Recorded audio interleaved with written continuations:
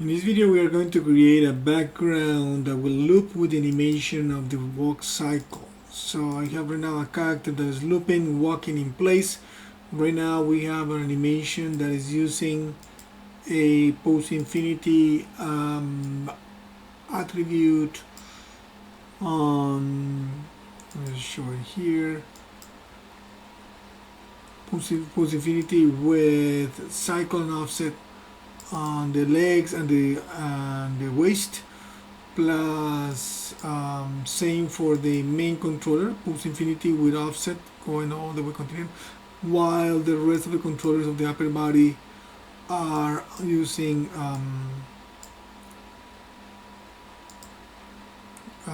pulse infinity just with cycle, not offsetting it, so it continues going back and forth. So that's why she's going back and forth that way. So we're going to create here an environment that is going to match this and continue using that looping. And I'm going to start by creating a camera. I'm going to look through that camera, and that's going to be my render camera. So the one that is going to give me the actual framing of what I'm going to be rendering. So let me just set her up right there. I'm going to lock my camera, so when I play back she's going to be just doing that. Alright, I'm going to split my screen too, that way I can look through my camera here and I can work on my perspective view right there. So to start this, we're going to use a strategy to which we're going to create an object.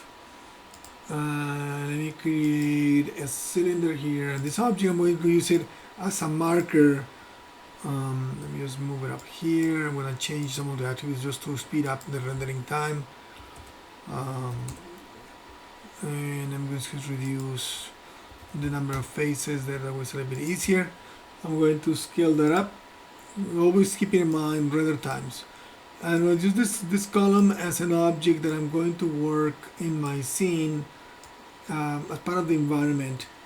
And that way, when that object, I'm going to use it as a position to know that my object is going to be looping. So when I press, before I do that, I was going to press 3, but let me insert a couple of edge loops on the top and the bottom, just to sharpen. There we go. Sharpen the object and select by object, delete by type history, move it down. Alright, so I have my object right there, and I'm going to rename it. And I'm going to I'm going to group it to itself. I'm going to call it environment group, and modify center pivot point for that group. And that group, I'm going to make it a child of the main controller that is backing up, the one that is offsetting the distance. So I'm going to make it in frame 1. I'm going to make that group a child of that component. Just regular parent-child relationship. That way, now the column goes behind with it. Now, if I want to make this something that is going to be looping around, I need to create a second version of that column, and I'm going to use frame it here. So I'm going to grab that column and I'm going to duplicate it, Control D, but I'm going to remove it from that group. So I'm going to just simply unparent it, so that way that copy stays there. Now I have a column that is going to be duplicated there, and I want to analyze my animation. So see, my character is looping in a cycle of 25 frames. That's the maximum loop it goes in terms of keyframes. After that is all the post infinity effect. That means that at that position I could create another column and it will continue repeating, but seems to me that creating another column right there is a little too close, so I'm going to try to go to the double of this value, which is 50. Before I do that, let me double check. Frame 25 and frame 1, you see my character and the column match perfectly. You pay attention to the hand overlapping it. They match perfectly. So if I go to frame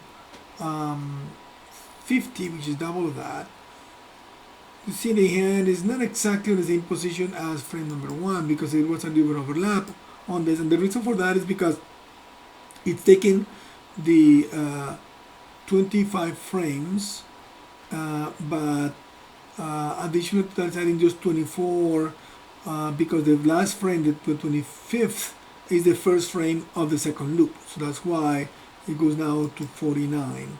So 49 would be the number for me to create that loop where you see that column will match exactly as it matches in frame 1. But it still feels a bit too close to me, so I'm going to actually duplicate that. I'm going to make it to be 98, which is double of that. And in 98, I look at the hand and it sort of matches, but it's not the same as frame 1. So I'm going to just back it up one frame, 47. 47 and 1 should match. I'm sorry, 97 and 1. 97 and 1 should match. So that puts my column far away enough for me to say, okay, well, that means this is the second position of that column. So I'm going to just make that one child of the group. So now I have the two columns showing up. Let me just do an increment and save here. Okay, so we continue, and now I need to create between those two columns. This is my pattern that I'm going to be replicating over and over. I'm going to create an environment in there that is going to be, seen over and over as it goes. So for me to do that, I'm going to go to frame number 1. Let me change this to be my top view. And I'm going to align the ground plane to those objects that I have there. So I need to put the ground plane between those two objects, and it's going to go from the middle of one column to the middle of the other column. So I'm going to scale it down.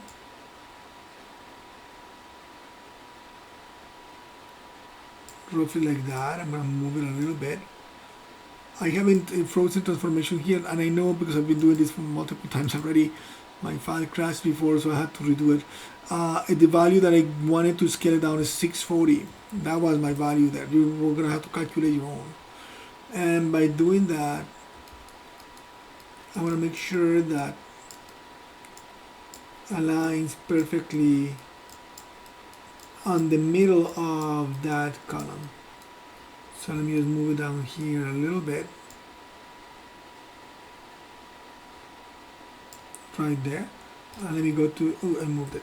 And let me go to the other column. And it lines perfectly there. I played with it before, as I said, so that's why I have that. I know that's my number. But in your case, you have to scale down, test. Now when I have it done, I can erase freeze transformation on that object. That way I don't have to keep those weird numbers there. I'm going to also delete history on it.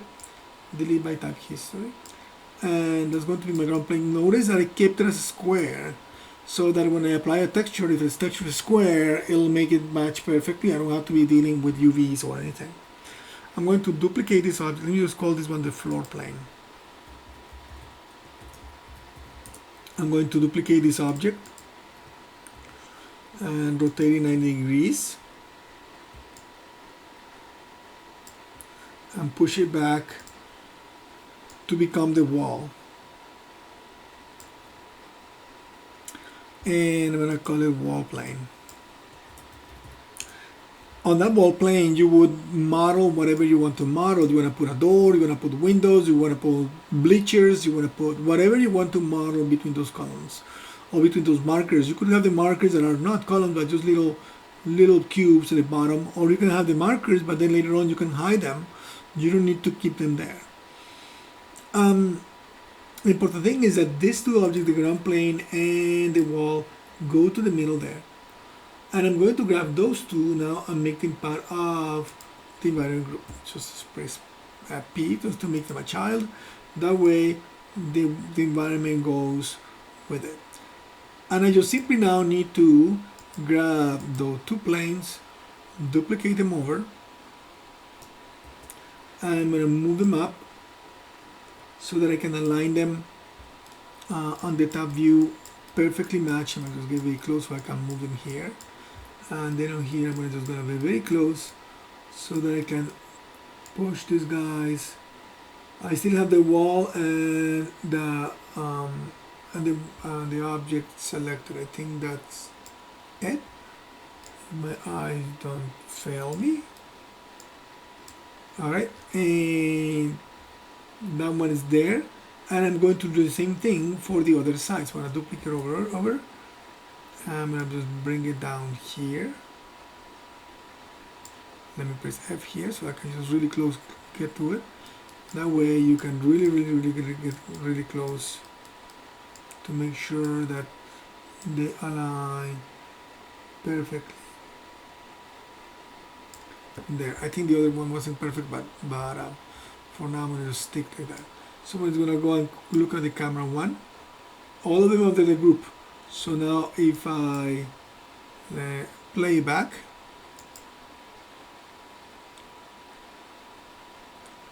you see my character matching. It's kind of matching, but it's not quite matching because my first frame and the loop of this object goes up to 96. We said 97.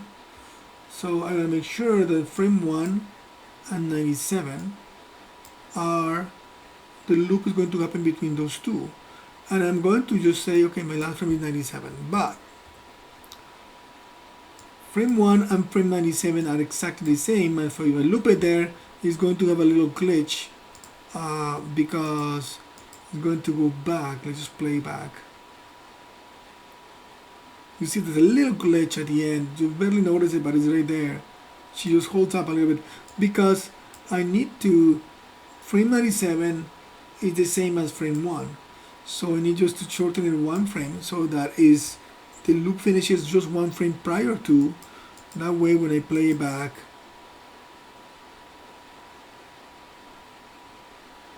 she loops perfectly. Let me just do a quick increment and save here. And now if I wanted to add lights to it, let me just go and do that. So I'm going to just put a couple of lights. Let me just create a spotlight. And I'm just going to move it up. And I'm going to put it in frame 1. I'm going to put it right on top of the character. Let me just rotate that light 90 degrees down. Let me make sure I can show it there. That way I can move it up some more. Let me look at it from the perspective here better. You can change your cone angle a little bit more if you want, your penumbra angle. Move it a little bit closer to the wall if you want, whatever you want to do with it. And maybe just change the cone a little bit less. And I'm going to now put that light, but before I do that, I'm going to duplicate it. So I'm going to have two lights. I'm going to just grab this light, I'm going to put it under the group, and I go to my frame 90,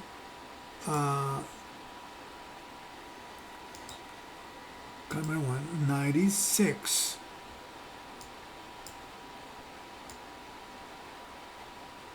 Actually, it's going to be frame 97, because I need it to match perfectly.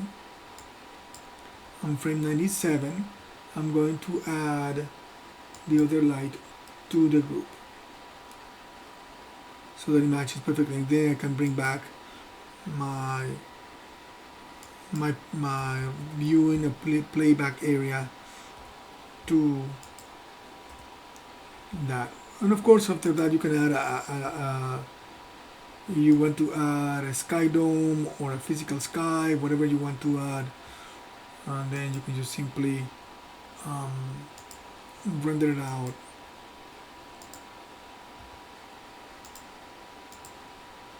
So you have your character doing what it needs to be doing. And of course at that point you simply render it and you should be able to see it much better when you render it. There she is. And of course, I don't have the environment yet, but the loop is happening. My character is being rendered properly. My sky dome is too light, too bright, so my spotlights got lost in influence, but you can play with that to get a better looking render on it. Alright, I'm gonna just stop it there, and I hope that will give you guidance on how to create your environment.